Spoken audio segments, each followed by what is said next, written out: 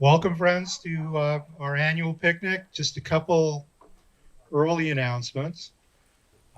We're very pleased to be here at Wheatfield this year. It's a beautiful setting. There are a couple residents in the house that are immune compromised, so the family requests that if you're walking around the property, please make sure you're using masks. The house is not open, but you're welcome to walk around the house to get an idea of the architecture.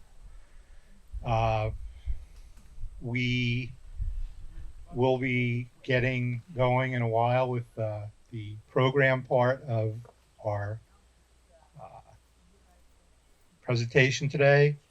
And the family also requests that if you take pictures, uh, don't post pictures of the front of the house online. That has to do with security and privacy concerns. You're welcome to take pictures of the grounds, but just don't post any photos from of the front of the house. And other than that, like I said, in a little while we'll get going with the program, so please enjoy yourselves.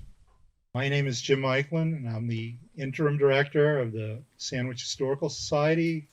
Director, I guess. It depends on who you're talking to on which day.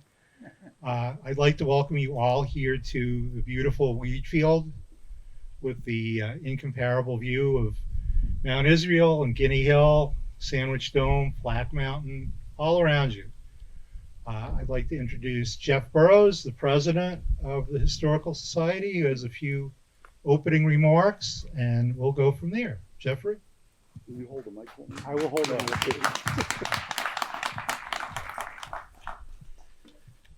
Thank you, Jim. Is that working? Yeah. First off, I'd like to say I'm so appreciative of Jim for stepping up and being our interim director. And I have an appreciation for a lot of good things today. First off, that we're all here in the wide open spaces and enjoying this beautiful place. And I see so many nice Concord coach hats on. I like that. The Sandwich Historical Society feels fortunate that we're able to be here today. And many, many thanks to the Weed family. And I want to thank Seth, Holly, and Hope, who are the three Weed family members that I've met today. And thank you very much for allowing us to come here again. This is a historic place, and the Sandwich Historical Society has been here 2 times before. This is the 3rd excursion to the Weed Field. Our first excursion for the Historical Society itself was in 1920 to the Moses Hall place in Sandwich Notch, an actual excursion up to his house. And last Sunday, we were all fortunate who were at the rural cemetery. We got a chance to meet Moses Hall. And he's sitting over there in the chair right there. And I want to thank Charlene Willette for an unbelievable event we had last Sunday of the cemetery walk. And it was really a great sight. And Moses Hall was there and talked to all of us.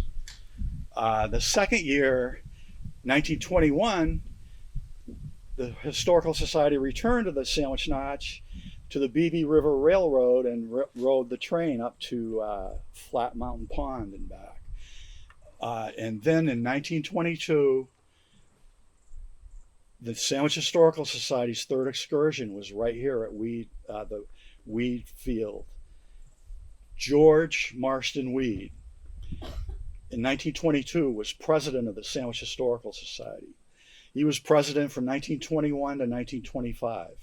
He was the 2nd president of the Historical Society. Charles B. Hoyt was the 1st president. So George Marston Weed, 2nd president. In 1922, he was also a Quimby trustee, even though he was a lawyer in Boston. I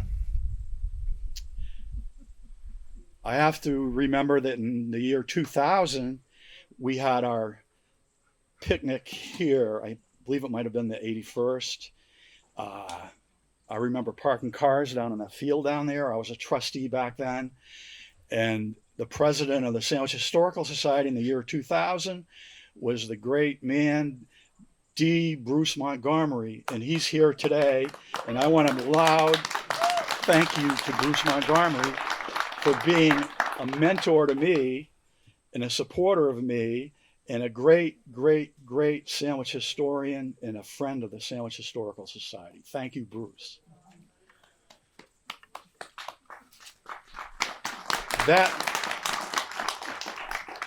That year at our excursion here, Professor William Wallace gave a great history of this place and the history of the Weed family. And it was published in our 81st excursion book. So I invite all of you guys to find that book, and you can read the history of this place. And I'm sure you're going to hear more in a few minutes.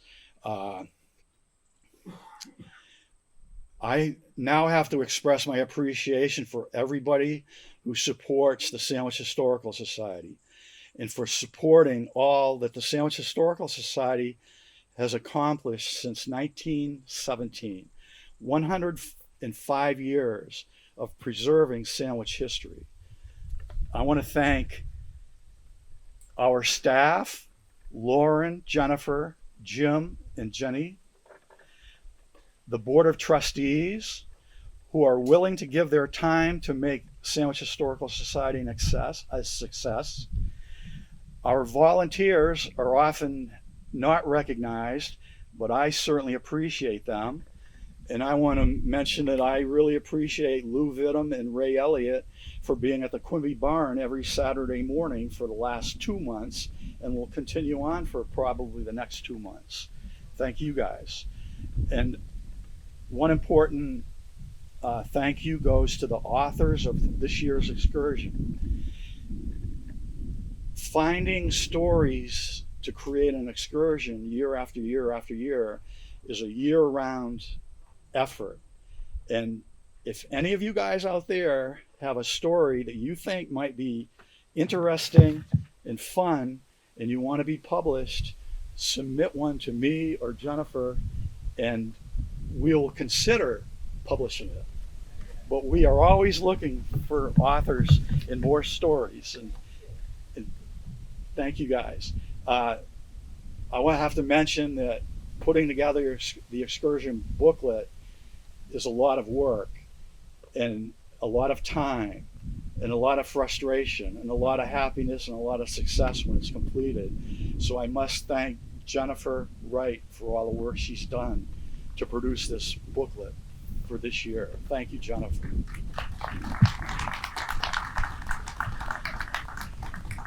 And as always, my motto for the Sandwich Historical Society is membership is strength. We are strong and great and successful because we have a large and enthusiastic membership base, and I appreciate that big time. Once again, I want to say thank you to the Weed family, and I want to thank Franz Nicolai. I give him credit for presenting us with the idea and of coming here, and he knew who to talk to, and it was his efforts that have made this possible. And thank you very much, Franz.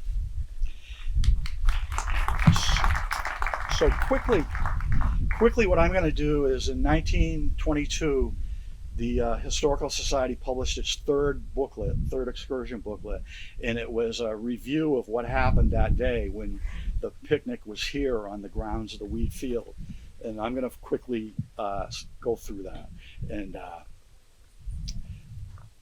the excursionists gathered at the Baptist Church in the center and motored up Mount Israel Road with a destination of George M. Weed's summer home.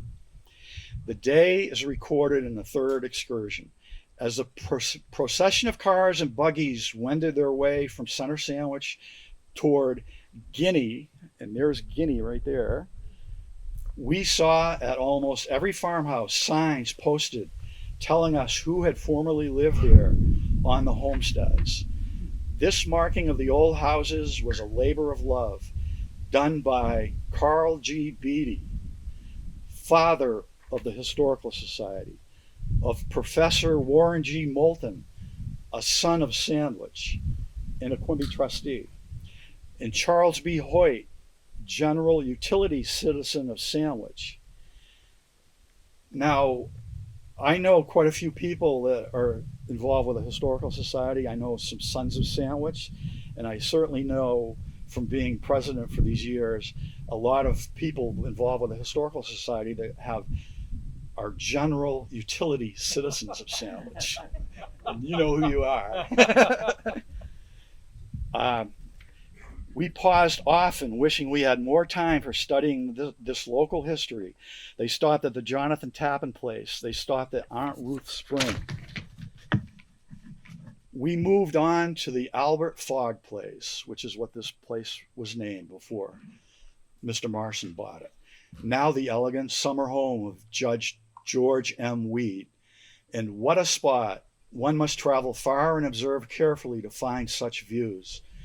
Mr. Weed's hospitality was abounding. Our cars were all over his field and our lunch baskets all over his lawn.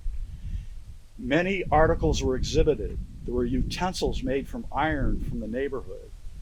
Now that would be an interesting to find out where that iron from the neighborhood is. Blankets from Aunt Ruth's loom. A meeting was called to order by the president. Routine business transacted. It was suggested and voted to restore the town pound, which if everybody knows how good that town pound looks, this is where it came from. Mr. Charles Hoyt, utility citizen, was elected to be overseer. There were reminiscences of people and events connected with the abandoned farms we visited. They were intensely interesting, especially those of Daniel D. Atwood, who grew up in the neighborhood. Next, Whiteface was selected for the fourth excursion in 1923, and we were at the same location about 2 or 3 years ago at the Jesse Ambrose farm. Members of the 1922 excursion expressed their gratitude and thank you to Mr. George M. Weed. And so today, the Sandwich Historical Society, with our cars really not parked all over his field, but we are parked in his yard, and our basket lunches all over the lawn, we say thank you and express our gratitude to the Weed family. Thank you.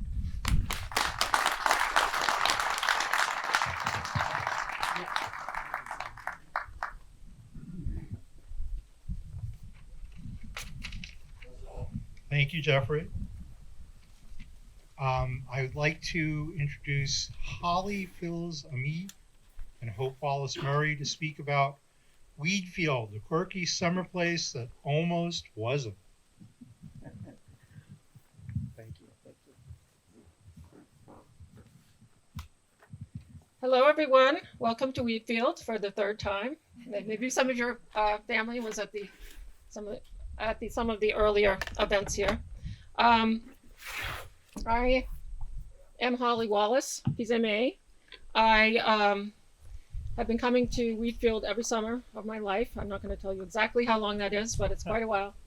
And I've already met some people who are my cousins or related to the family. I've met the son of Mike, who used to be in the Glenn Smith store, and so on. So I feel like I'm among friends and family, and some of them I didn't even know I had till I got here. You have a booklet. I know I'm going to be dealing with the wind here, so let's hope that my pages don't fly away. Speak of the devil. Okay.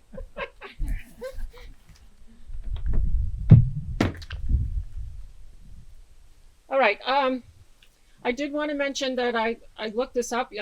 Probably other people have information on it, but we are on the land of that was originally the property of the Sakoki Native Americans, who were the first people to inhabit the land before the ancestors of many of us got here. I also want to say a little bit. I'm going to be talking a little bit about some of the laborers, because they were really the ones who put not only the money but so much effort. Often not paid very well, I have to say, according to our standards.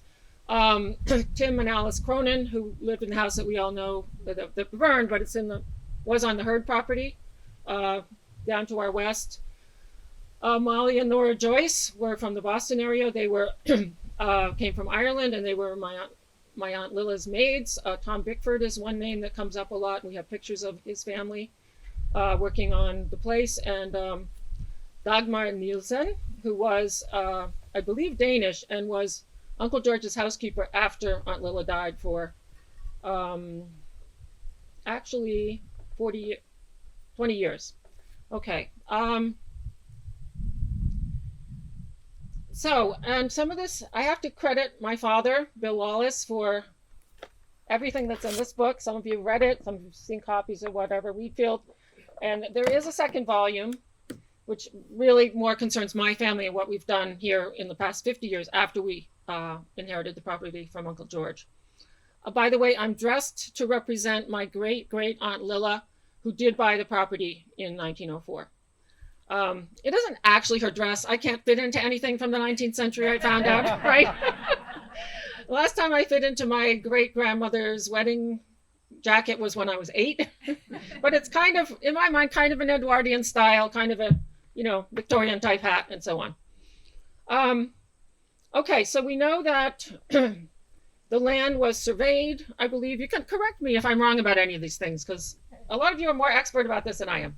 Anyway, in 1769, the land was surveyed, and this property was surveyed that at that point, but it was not inhabited. In the town survey, it was granted to Josiah Gilman, but the earliest, and I know there are probably Gilmans here too, the earliest deed was in 1797. A man named Currier deeded the property to his son. And at that point, he possibly built a house. We don't really know, because obviously you don't know that until there's a deed that would tell you what was conveyed to another person. Okay, so where would that have been? If you look at your handout,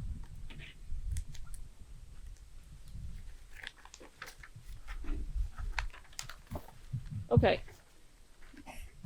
go back to the first page. What you see here, I copied this. Is all the holdings of George and Lilla Weed at the time when George Weed died. Okay, so this is from a later period of time, but it does show you the Benway farm up in the top right of the paper is essentially the property of Wheatfield before the Fellows property was added. Okay, you see a little chunk taken out of it at the bottom, southeast. That is the Rowan property now, and that was taken out earlier in the late 19th century. Okay, so we can think of that as basically the property that was being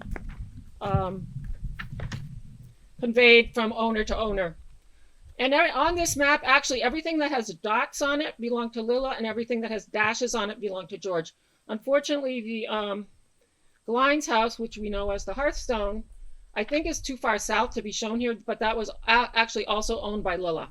Okay, I'm sure you all know what Hearthstone is on Basket Street. Okay, so Currier conveyed this property to his son, who possibly built this first house. Now you can go to the pictures of which my sister drew. How old were you, Hope? You were she was 15, and she's an artist still. Okay. So we concluded from there are no photographs of it at that point, but we concluded from various evidence, like the depth of the cellars and so on, that the earliest area of the house was the southeast corner. Okay, so if you think of it as a cape and you look at the front, it would be become the right side of a full cape, was this half cape that was built sometime in the early 19th century. We don't have an exact idea of this, and we do believe that the house had stoves, and it was only later that a fireplace was put in. The first one was put in around 1904 by Lilla and George Weed. Okay, so they had a 1.5 story half cape at that point, probably. In 1817, Daniel Hoyt bought it. Probably related to the Daniel Hoyt that you're talking about. The price at that point was $1,000. And interestingly, Wheatfield seemed to be sold and resold and resold, always for a price of about $1,000. But think of it, $1,000 was probably worth a lot more in 1817 than it was in 1904. Okay, so actually the value was going down, not the house so much as the lands, the fields, and so on were not being kept up. Daniel Hoyt was a land speculator, and he also added some property that was actually kind of contested. That's the Nestor Davis land off in the northwest direction. And you can see that here on your map right in the middle. Okay. And to the north of, it's to the north of the Fellows property. Okay, so apparently in 1850 on the census, they started to list what goods these farms had produced. They were all being in the foothills of the White Mountains. These weren't the best conditions for growing crops and so on with the short growing season that they had. So they were all pretty much what my father called self-sufficient farms. You might call them subsistence farms. They did not produce a lot of stuff for cash. If they did, it was butter, which is one of the best ways, obviously, to preserve the milk that your cows give, and also wool.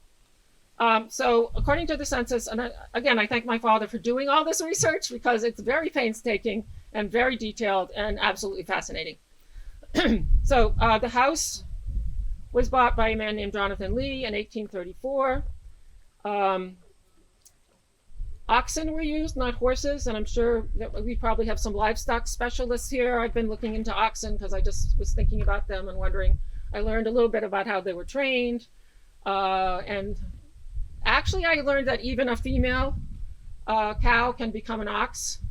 Apparently, I didn't know that. Mostly they are actually steers. They're castrated males, but a lot of it has to do with how intelligent they are, how domesticated, in a sense, how gentle they are.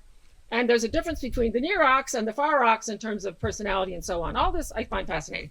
Okay, so he had oxen, he had cows and sheep, and produced quite a bit of sheep in terms of sheep wool in terms of weight, which might have been sold for cash, because you would have needed, I assume, some cash to buy iron tools and things like that. You couldn't make everything yourself.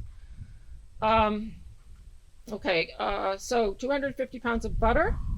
So that was obviously a big crop and product, and something that one family probably wouldn't eat all that much. So I think they might have sold some of that for cash. 20 tons of hay. And remember, if you were sitting here, you'd see fields all around, obviously. You know, being people from Sandwich, you know that, but it's good to remind people of that. So even what they didn't own was also in farms, in either hay crops or other crops and so on. 300 pounds of maple sugar, that's a huge amount, and people, this is a cheap kind of sugar that people in this area would use. I know when Alice and Tim were occupied the farm down the road and were taking care of the place, they would send my grandmother like a circular piece of very unrefined maple sugar. It was hard. I don't know if any of you remember this kind of sugar. It was hard and dark. It wasn't like our refined maple sugar that we have in the candies and so on.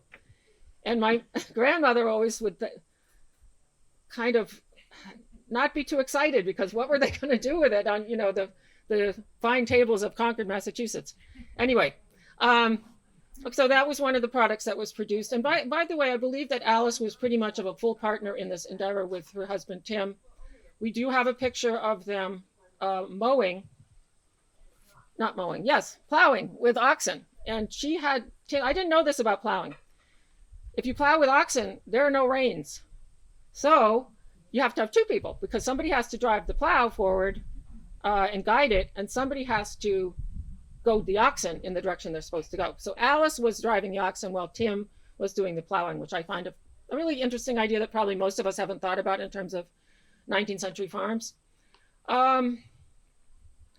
Okay, so they also produced 70 pounds of beeswax. So we know that there was what do they call it? Apiculture here at Wheatfield, and 60 bushels of corn, also wheat, and I think 100 bushels of potatoes. They probably ate those themselves. Okay, in 1861, the property was sold to a man named Wigan for $1,200. In 1868, he sold it to Albert Fogg. for $1,126, $74 decline in value, which actually, if you think about it, was more like at least 700. I don't know how to translate that currency into our currency, but it was a big decline, actually. And as you all know, during this period of time, when the Erie Canal opened up the west and so on, that's when we started to see the decline in population in Sandwich, the decline of the local industries like Weeds Mills, and why we have so many abandoned farms and stone walls through the woods and so on. So this probably was happening to the farmers here, that we see the decline in the value of land and so on. Okay, so in 1868, Albert Fogg bought the property, and that's when what's now owned by the Rowans was set aside, the 5 acres. And there was reduced production. This is the great thing about the census. There was reduced production of all of those crops and products that we talked about. One thing that happened, though, was that they did they planted an orchard. I'm not sure where that was, but somewhere on the property they had a pretty good orchard with the apple products. Okay, so Wheatfield basically went along for a good part of the 19th century until the 1890s. You have some changes. And one of those, as you probably also heard, is that people started to come up with the advent of the railroad and so on. People started to come up from the cities, specifically Boston, of course, to come up with from the cities on the train. Correct me if I'm wrong, I believe they went to Ossipee on the train. And then in the early days, around 1900, they actually were taking a stagecoach up to Sandwich. Okay, so you can imagine, we complain about driving up from New York or Boston or whatever. Imagine these. And George Weed was doing this. Of course, at that time, it pretty soon became a bus that came to Sandwich, but he never drove up in his own car. He always took the train from Boston up here, and then was riding what bus or whatever transportation took him actually to Sandwich. Okay, and so why were they doing that? Well, they were wealthier with the advent of the mills and so on, bringing wealth to New England, especially for people who own property. There was no way to get fresh food in the city during the summer. It was hot, like it was yesterday. It was hot in the city. A lot of flies because you still had horse-drawn transportation, just not a pleasant place to be. And here they could be up. My father seemed to feel that most of them probably wanted to be kind of sedentary. And some came, though, to climb mountains and actually, enjoy nature as well as, the cool breezes and looking at the view. Okay, so in the 1890s, the house that Albert Fogg bought was being run as a boarding house. And by this time, it was a 5-bay Cape Cod. You can look back at your designs there on the second page. It was a 5-bay Cape Cod, meaning that was a full Cape Cod, still probably with a barn, and still a story and a half. It did not have the shed dormer that you see. You can see it on the side of the house as well as on the other side. Because it was being used as a boarding house, they built what we call the pagoda. I don't know if any other families call that a pagoda, also known as a gazebo. I looked it up. This is actually something from Chinese culture. In China, they call it a ding, and it actually is usually not attached to a house. And it's basically set up in the countryside, some beautiful spot where you basically sit to drink your tea and look at nature, which is exactly what we do here with that thing, right? Except we also have our cocktails there. Okay. So if you're looking at it, this is basically the illustration number 3 as Uncle George bought it in 1904. So some things were added as time went on. But anyway, you have the pagoda. You have a dormer. You can see that when you approach Wheatfield. A dormer that actually stuck out from the house and was supported by 2 posts. I believe there's a house in Sandwich, or maybe it's in Tamworth, that have something very similar on it still. And it's actually supported beyond the porch. So what happened too was they built a platform along the front of the house, probably to get from the terrace, the brick terrace over there, to get to the pagoda by walking on this platform. It was not the full porch that you see today, and if it had a little protective roof maybe, but that was about it. It was not a full-fledged porch. Behind that you see what's basically a kitchen L, okay? There was also kind of wash house behind that, and behind that you see the big barn. And some of these buildings you notice are not here anymore, but we'll get to that in a minute. So,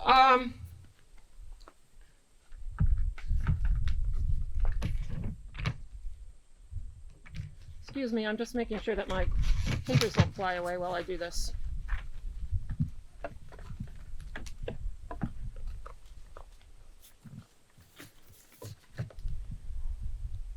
All right, so what we have is, I believe it was Fogg's daughter who continues the boarding house. They actually called it, my father thought this was so funny, Learsea Heights. Does anyone know where the word Learsea comes from? It's Israel backwards. I think Israel forwards would have been better, but anyway. All right, so the capacity was 15 boarders, so I'm not quite sure how they all fit in there, but some of the rooms could have obviously more than one bed and so on. Fogg's daughter, Lizzie, continued the boarding house and was also leased by G.L. Mudgett, who apparently was into the boarding house business and apparently leased it out for some of his customers. I know Mudgett is an old sandwich name as well. All right, so in 1900, he sold it to Benway for $1,000 again. And so it was actually known as the Benway Farm at the point when Lilla Atwater actually bought it. It was sold to Lilla for $1,000. So what you see where it says Uncle George's, that's number 4 on the designs there. There are a few improvements which may not be obvious until I tell you what they are. There was a west chimney, and if you walked around this side of the house, you can take a little walk around maybe when you're leaving. People over here can see there's a chimney, which is kind of famous because it has a window through the chimney. Okay, and the little kids like to sit there and things like that. So that was put in. That was the first fireplace in the house. And there is pictures of Lilla and George in their nice living room enjoying the flames. They had a pair of Hessian soldier andirons, okay, which actually didn't come with the house, but we know they were there. And what's the other thing? Okay, so they actually extended the porch to the really nice, spacious porch that you see today, which meant that the gable that was sticking out of the house is now supported partially by the porch. And they also put in the shed dormer. So now you actually have a full second floor at Wheatfield. They also extended, if you look on the right side of the diagram, they extended kind of a balcony out of one of the bedrooms to the east. And they supported that with more posts by the brick terrace over there. You see the kitchen, a kind of wash house, the big barn, a carriage house, which is facing, it would have been over there, facing the house. And, I believe Hope even put some chickens in here with the chicken house. Okay, so that's very cool. All right, so let's get now, I have switched topics slightly. This is a family tree. I know that's blocked for some of you, but maybe you can come and look at it afterwards. Put it here maybe. If I support it, I'll be okay. All right. And you also have a family tree on your next page. Okay, so this is always a puzzle. It's been a puzzle to our lawyers. It's been a puzzle to people who know the family. The chief thing to remember is 2 brothers married 2 sisters. Okay, 2 brothers married 2 sisters. Okay, keep that in mind. So we have the Atwaters and the Weeds. And I'll start with the Atwaters because, in fact, this property did move through the female line.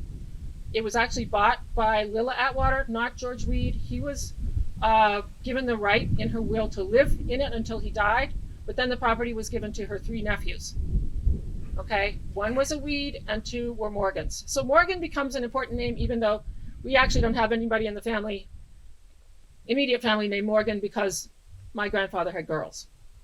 Okay, and so did his brother. Okay, so what we're looking at is these 2 families, Atwater and Weed. The Weeds came from New Haven. They had, wrong name. Atwaters came from New Haven. They had an ancestor who fought in the Revolutionary War. They actually lived on Trumbull Street, if you're familiar with New Haven. There's now an exit of the highway that goes there, and they took down that house for the highway. Okay, so we've looked for it. That particular house number is no longer there. But anyway, so Henry Joel Atwater married Anna Barnes. This was back in the 1830s. They had 3 daughters. Again, remember, 2 sisters and 2 brothers, 3 daughters. May Atwater, Lilla Atwater, and Charlotte Atwater. Okay. So what happened here? They all got married.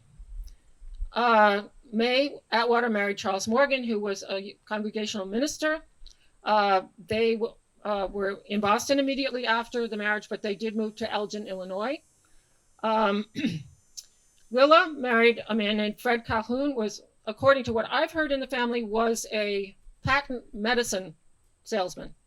And you know, patent medicine was very popular because there was no real medicine in the 19th century, except for quinine and a few other things. And plus it was had a heavy percentage of alcohol, which was, so the ladies could drink it without letting anybody know that they were actually enjoying alcohol. So he actually made quite a bit of money.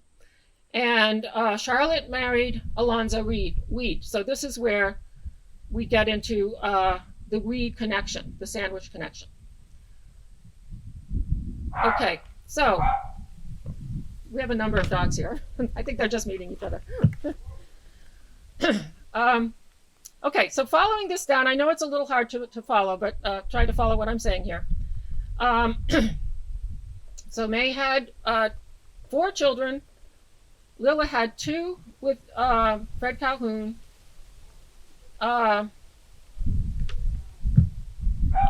We have Anne Weed, who had, with Lawrence Richardson, had a number of kids, but they weren't involved in Wheatfield because she bought out of Wheatfield. And we have Alonzo Weed Jr. Okay. Off to the right, you see Grace Weed, who was a sister of George and Alonzo Rogers Weed, who married Thomas Eckfeldt, and those goes down to the family that owns the Hearthstone at this point, when Margaret Eckfeldt married William Green. Okay, so let's go back to this, what happened to Lilla. So that's the outline of the whole family. How did 2 sisters marry 2 brothers? Because now Lilla's married to Fred Calhoun, right? Okay, Fred Calhoun actually died in 1899 of consumption. At the same time, the Weed family, which had connections in Sandwich, as you know. George Weed was actually born in Sandwich, although he lived there for 17 years and then went to Bangor, because Bangor was another center of, weed interests, and I believe some of them were merchants and so on in Bangor. I know Alonzo Shaw Weed. Wait, I'm sorry. It's Alonzo Shaw Weed, who was born in Sandwich and moved to Bangor in 1844. George was born in 1864.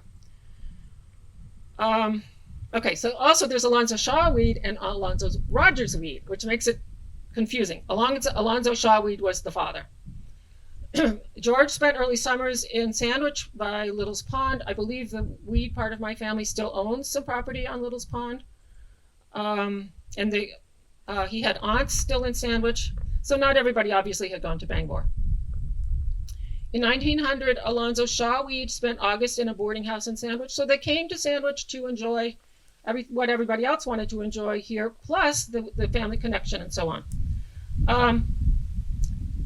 Okay, so a little background on George himself. He was educated at Harvard and got his law degree at BU. In 1889, he practiced law in Boston. He had a great interest in mountain climbing and nature in general. And when they were here, this is one of the reasons for his interest in Sandwich, was when they were here, they'd be taking hikes up to Flat Mountain Pond. There's a picture of them at a campfire there. He and Alonzo Rogers went out to Banff National Park. That's what it is now, and climbed in the Rockies and actually have a mountain named after them. It's called Mount Weed. And when we drove through, my family drove through Banff National Park, there is actually a sign pointing to Mount Weed. we also have a picture of George below Mount Weed on a horse, sort of proving, yeah, we were there. Okay. So they were serious mountain climbers and enjoyers of nature, camping, and so on. It is recorded because there was something called the Sandwich Recorder. As Historical Society members, I'm sure you've heard about it. It's like a society newspaper that told of all the comings and goings of different guests at all the boarding house, which is great for us because it says that Alonzo and family were in Sandwich with Mrs. Lilla Calhoun in 1902. By then she was a widow. And we know that she was probably here with George Weed being in the company. And this is probably, she already knew him because her sister was married to his brother. But obviously this is a point when they might have started to get an interest in each other. And we know that Lilla loved to hike too.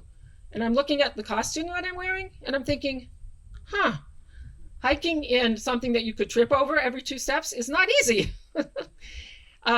Okay, so she was obviously a person of a lot of spunk and fortitude and so on.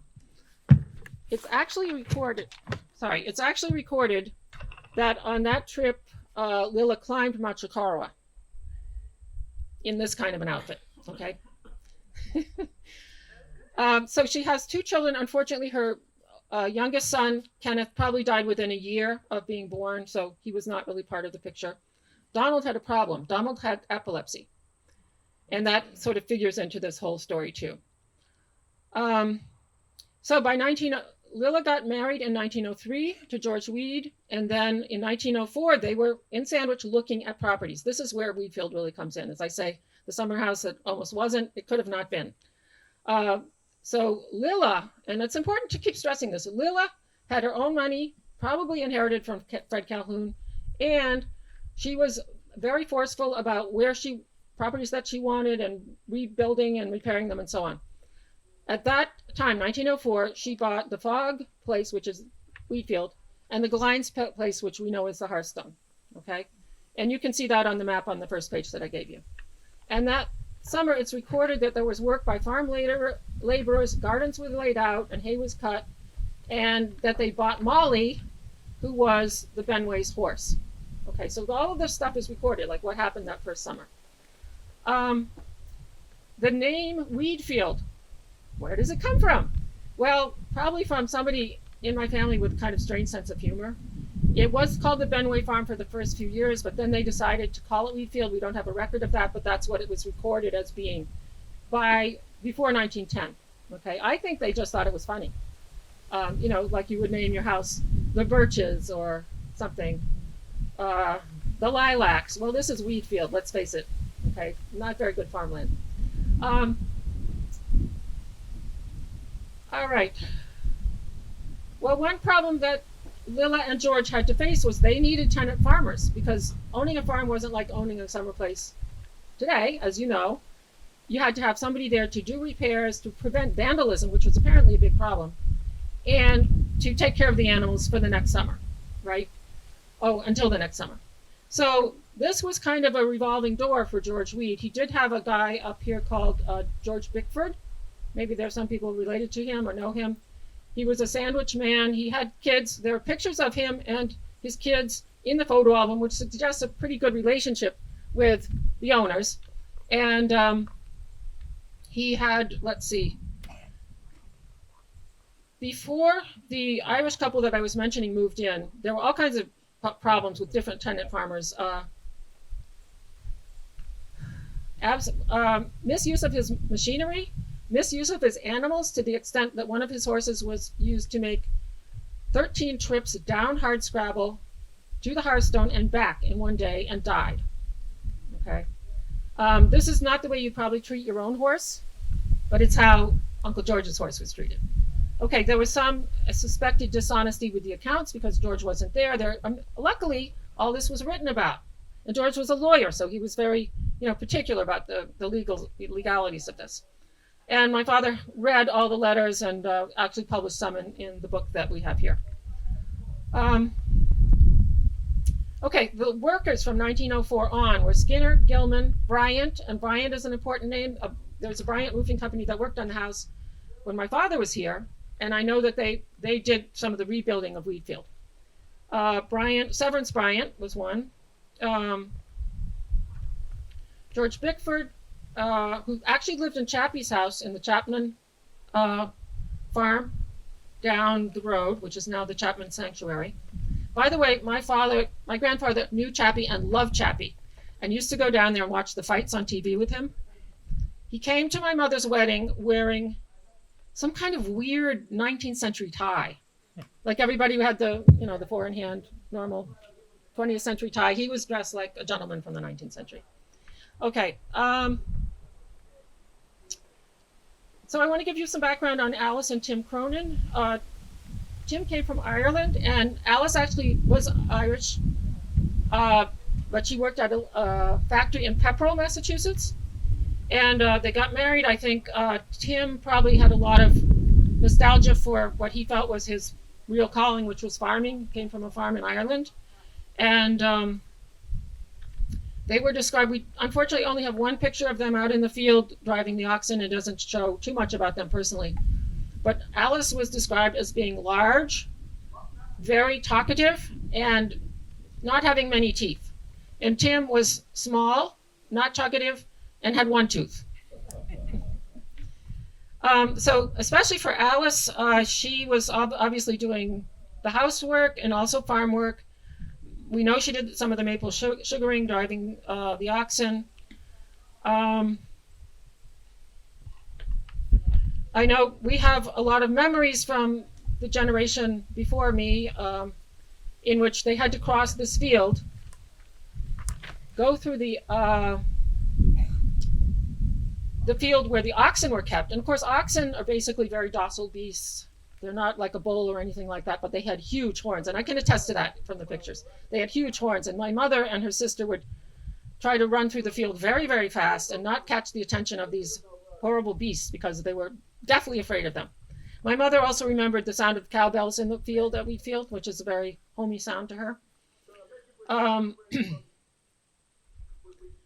Okay, so actually the connection to Uncle George, between Uncle George and the Cronins worked out better than the previous relationships, although it wasn't always great. There is a letter from Alice saying, and it ended up, she seemed to become what I would have to say was paranoid. And she said that nobody treated Tim well because it was thought that his pipe, he never was without his pipe apparently, might have started the fire at Wheatfield in 1932. Okay, the end of that story is not a terribly happy one. Well, Tim inherited the family farm in Ireland, which was great, except Alice and Tim went back there, and Alice hated it because it was cold and damp and foggy, and the farmland wasn't very good. So Tim and Alice came back from Ireland, and they actually worked at the naval shipyard in Portsmouth for a couple of years. Of course, this was during World War II, so that was good, but then that work ended at the end of World War II, and they wanted to come back to the fellow's place, but Uncle George said no. Apparently they lived on the road near the Bear Camp Pond on welfare, and sadly, when Tim died in 1961, Alice was taken to the asylum in Concord, where she lived out the rest of her life. So that's kind of a sad story to me. They worked really hard. They might have been a little hard to get along with. I think Uncle George apparently was a very genial person, but it's a very tough relationship, tenant farmers versus the landowner and so on. So I'm drawing this whole thing to a close in a few minutes. I just wanted to talk about Uncle George. Is he here? He's here, right? Yeah. Okay. And if you want to come up and look at the family tree, this was also painted by my mother as an espaliered cherry tree. It doesn't show the present generation of kids. It goes only to my generation. But that would be a good way to do it.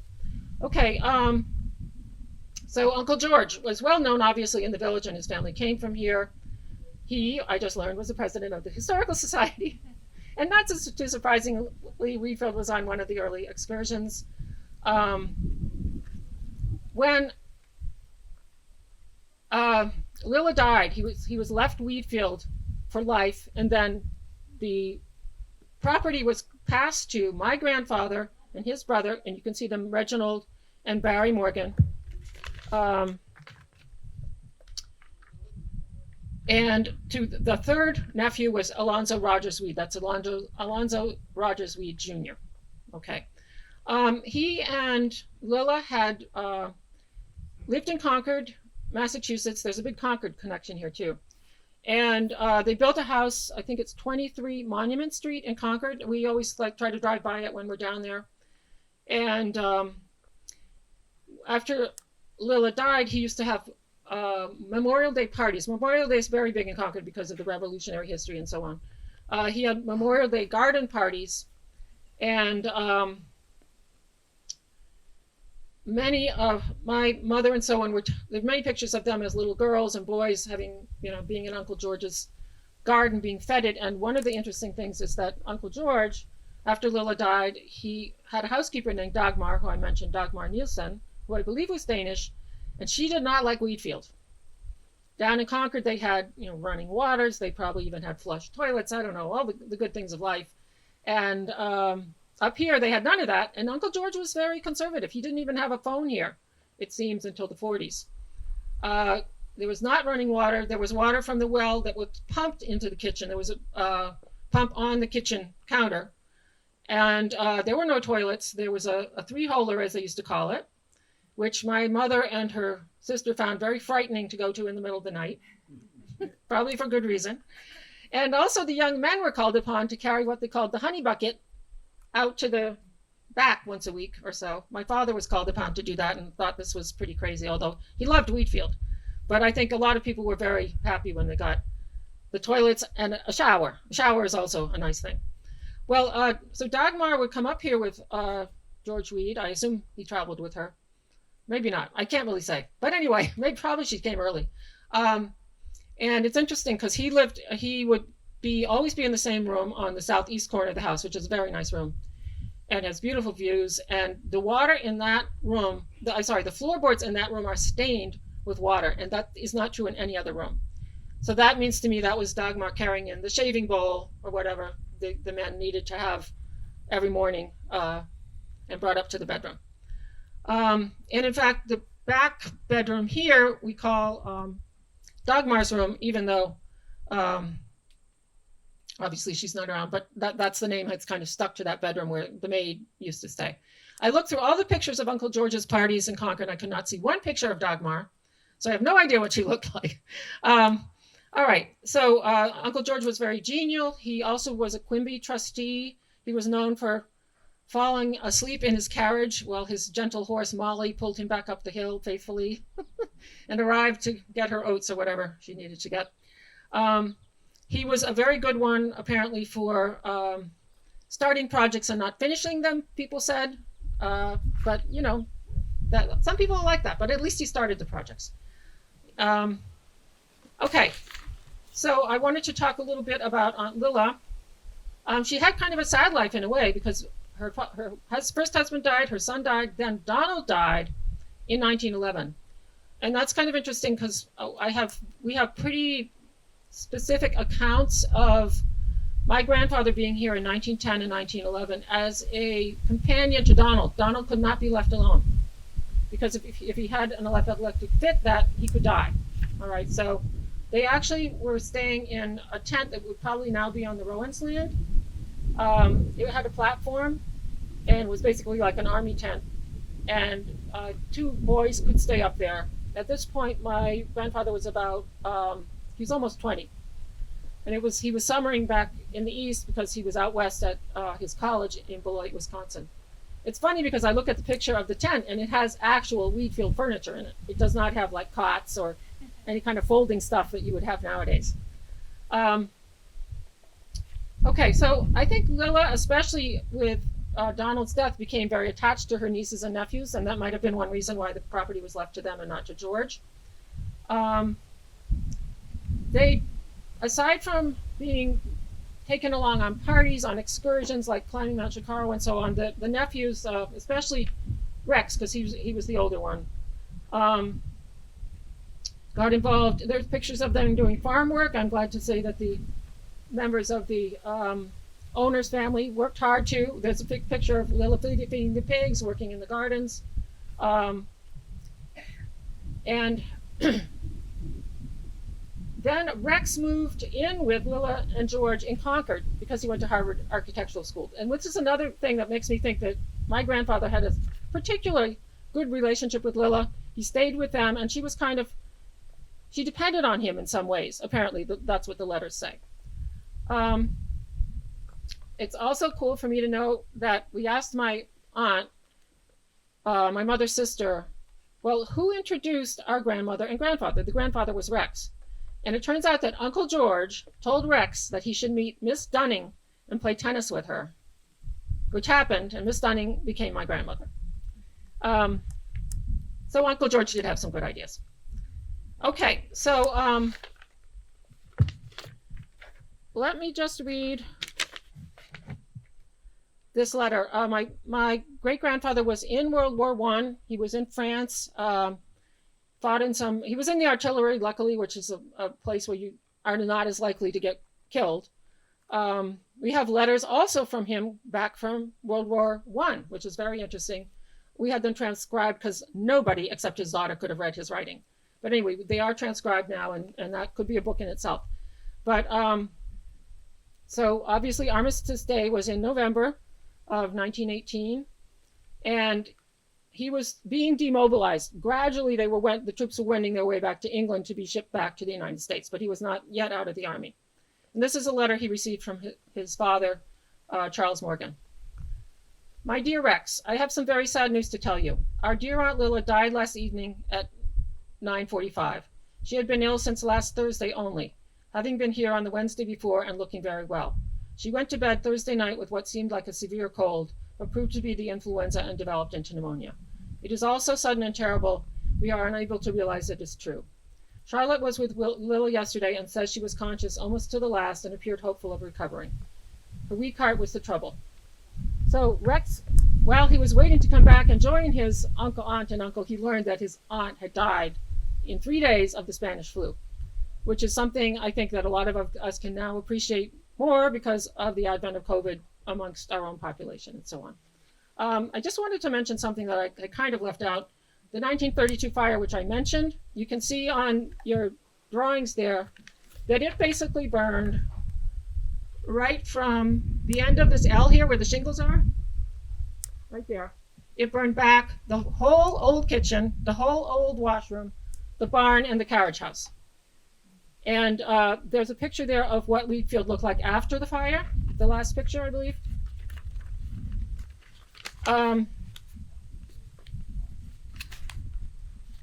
Okay, there's my sister's drawing here, shows before the fire. I'm sorry, if you look at the page of photographs, this shows some background. After the fire is the lower right-hand corner, and you can see that right behind that balcony that they built out over the terrace, everything is gone. And my grandfather was up here in January because he was chosen to be the architect. He was an architect for the rest of the building. So this, what you see here with the shingles, is what my grandfather designed, much more as a summer place than as, you know, the plastered walls of the rest of the house. Okay, the last thing I'm going to say is I want to just give you a tour of the pictures right here on your handout. The first one shows the 1905. It was Lilla's house by then, but it was still called the Benway Farm. You can see the fields were probably standing up on the Rowans property at this point because it's higher than house. You can see the barn, the carriage house. You can see that there is a chimney. They had put in the chimney, okay, on the west side of the house. Next to that is 1910, the driveway. Those are the birches just set out. So that was, 111 years ago. We have lost some birches, but we always keep trying to put more in to fill the spaces. And you can see, you know, how everything was farmland all around in both pictures. The second picture on the left shows the children waiting to go to church. You can see Young Mountain through the barn, the doorway of the barn. Okay, and off to the left off to the right more fields and so on. The carriage house is there. These are Miriam, who died in 1930s. She was a social worker, so she did not inherit the property. Barry, who inherited the property. Anne, who was an heir, but she and her husband decided not to take part. Donald, who died within a couple of years, and Rex, who did inherit the property, and he was my grandfather. Okay, the last picture is Rex Morgan, just to prove that the heirs did do a lot of work doing the haying with Bickford, and the two scary oxen, as my mother would say. All right, you didn't get pictures? No. Oh, okay. Anyone have questions? I can't claim to be able to answer everything that people have to say, but does anyone have? I'm sorry, that's Lilla. I thought that was obvious. No. Yeah, thank you for asking that. It's hard to remember everything.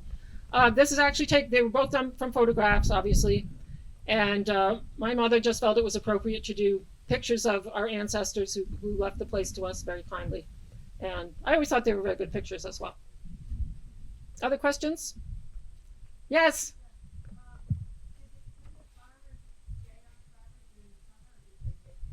No, they did stay on the property. That's one thing that I didn't mention, that George bought the Fellows' place to house the tenant farmers. So that would be the property that you know as the Hertz property. Okay. And they would definitely be here in the winter. And that was a problem because some of them didn't like it. It was lonely. And that was the good thing about Alice and Tim, is that they were a couple. And at least they could keep each other company, because the road wasn't always plowed up this far. So it was hard to get down to the village and so on. Plus 5 miles, on a sleigh or whatever, was not that easy either. Very good question. Other questions about property or, yes? How many people come up here in your family? How many are in the Oh, good question. 50. Politically kind of picture 2 weeks or however. Right. Yeah, we have the whole second part of my father's writings is on the systems that pretty much my grandfather and his the 2 other heirs came up with, so that, because as you know, it's unlikely for a summer place to last 100 years. Even 50 is a long time, because people they don't get raised together and they don't understand each other that well. Trying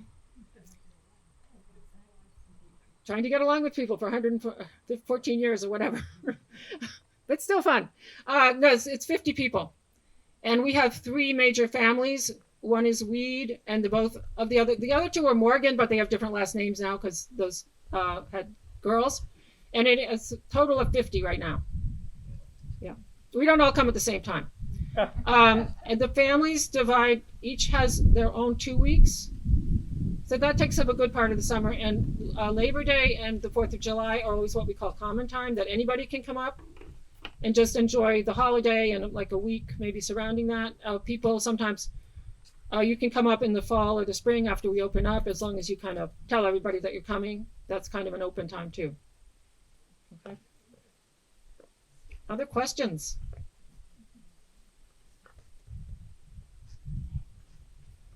Yes. What kind of improvements have you made to the house? Since Uncle George's time? And how do you, what's your philosophy about how original you want to keep things? Yes, that is a source of many discussions. As you can imagine.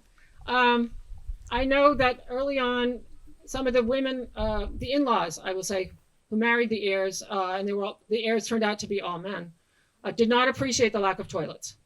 So we got those in the 40s. In our own generation, there is a group that thinks nothing should change.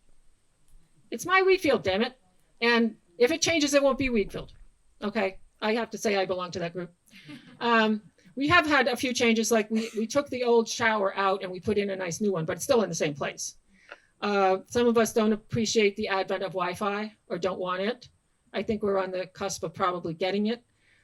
We grew up, well, we did have a TV, but it was such a bad TV that you couldn't really tell whether you're watching baseball or football. I mean, and now we don't even have a TV, but everybody has their phones, to what extent they get service or not. I mean, it's always a back and forth thing. I think a lot of us who are my age, the boomers, we feel is like an escape from all that stuff. So why would you want that here? And it's also weird. I don't know if anybody has read E.B. White's story, Once More to the Lake. It's about it isn't about a summer place. It's about a camp in Maine that he went to, and that really happened. At about the time when Lilla bought the farmhouse, he was going to this camp, and they originally went in a wagon and so on, and then years later he decides to go with his son, and he has the illusion that time has not passed, that he is his son, and he is his father, and his son is the former him, and so on. Eventually this illusion gets broken, of course, but I sort of feel like that's when you bring your kids up here, you want them to have the same experience, not completely the same, but give them the chance to have the same experience and to get away from all that stress that the younger generation talks about and so on. Okay, good question. And I'm sure other people here have similar issues in their own families with deciding on that kind of thing as well. Any other questions? Comments? Okay, thank you.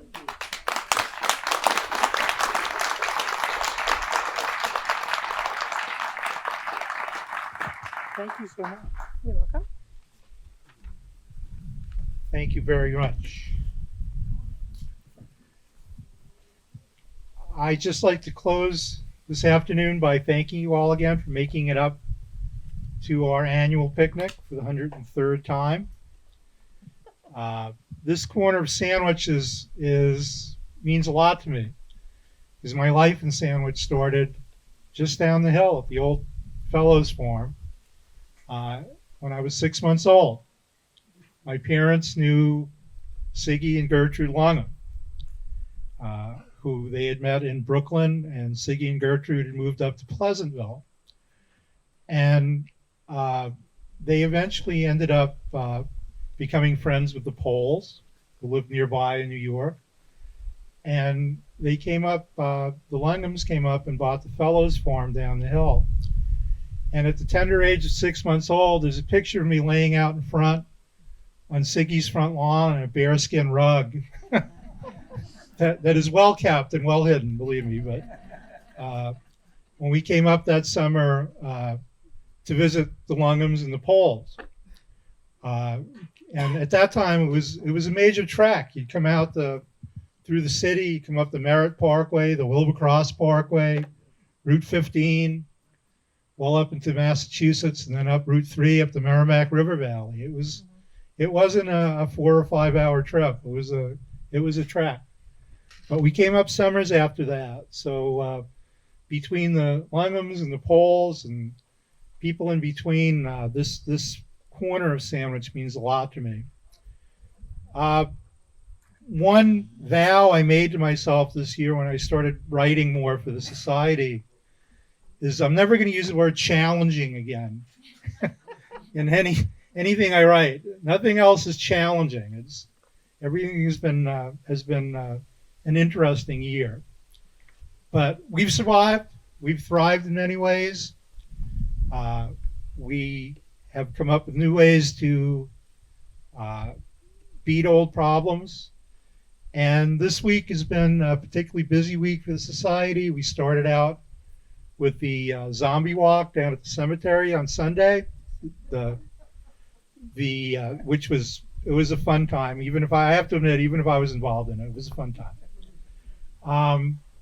We had a great 2-day walk experience down at the Chapman Sanctuary in the Visney Woods down the road here a piece, learning about plants and trees.